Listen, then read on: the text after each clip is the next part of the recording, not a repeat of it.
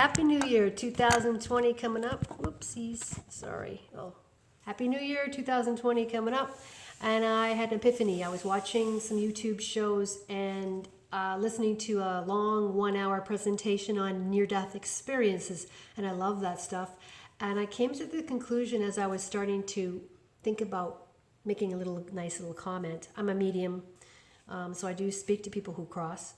And I came to this weird conclusion. I heard 4 or 5 of the speakers say that they wanted to stay, or they were told, listen to my words carefully, told by a voice that no, it's not your time.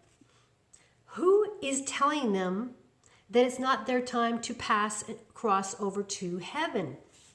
That really bothers me. Who's controlling them?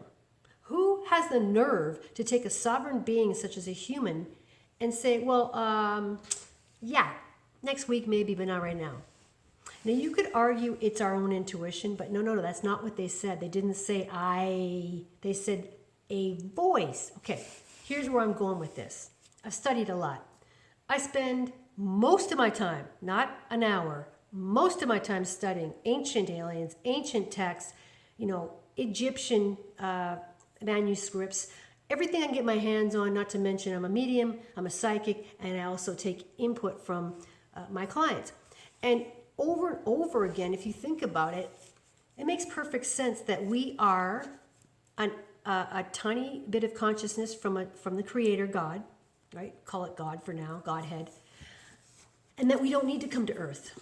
Well, why would a creature such as a soul that's free have to come to a dense Earth to practice its lessons? That's like saying that a grass needs to learn how to grow.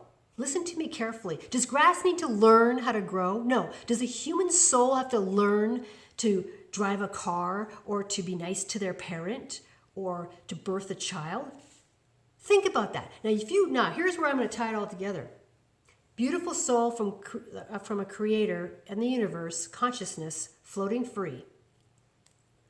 A creature, a demon, an archon, a reptilian, I don't care what you call it, some other dark creature who has not got that ability decides to harvest that little light, right? That little Tinkerbell called you, he's Tinkerbell, grabs that soul and decides to put it into a vessel.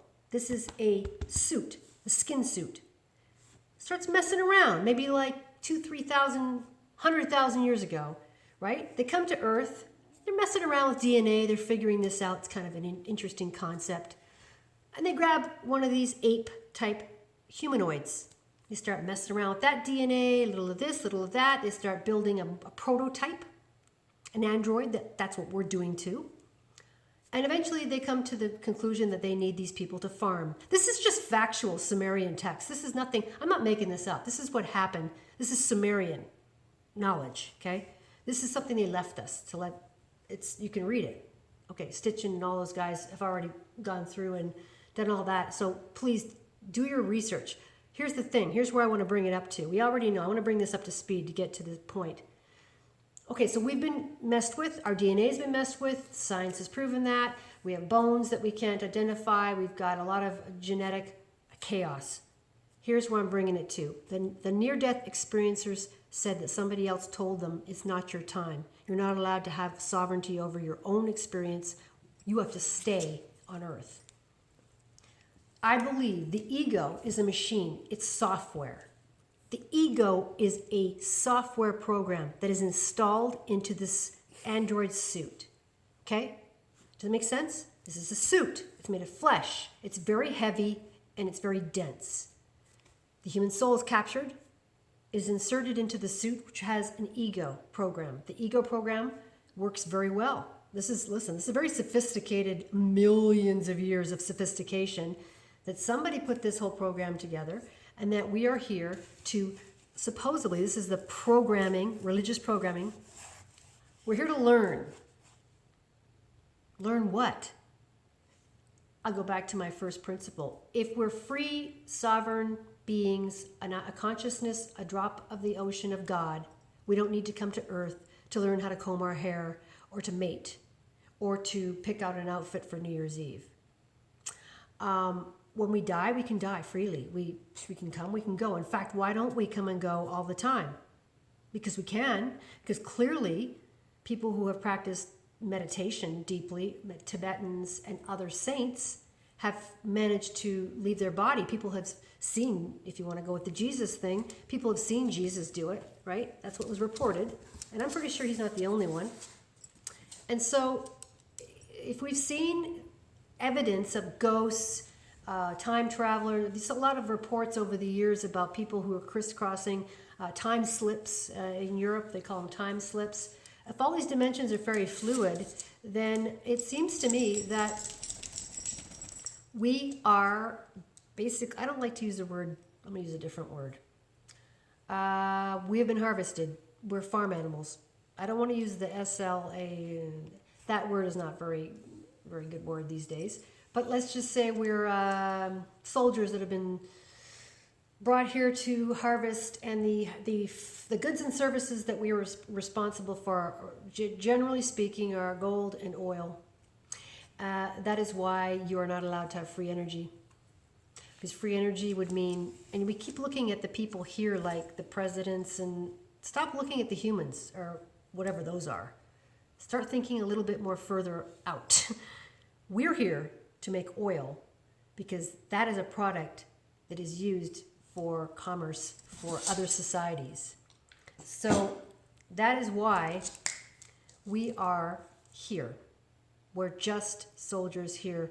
And if you want to go deeper, and if you happen to like some of the stuff that's on YouTube, there's a lot coming out about this. I'm not the only one. I'm just one of the many thousands of people who are starting to put the pieces together.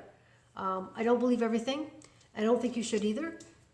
But it makes perfect sense why, if you have no ego, you'll end up in a mental institution, you'll end up being medicated, or you'll end up in a hospital.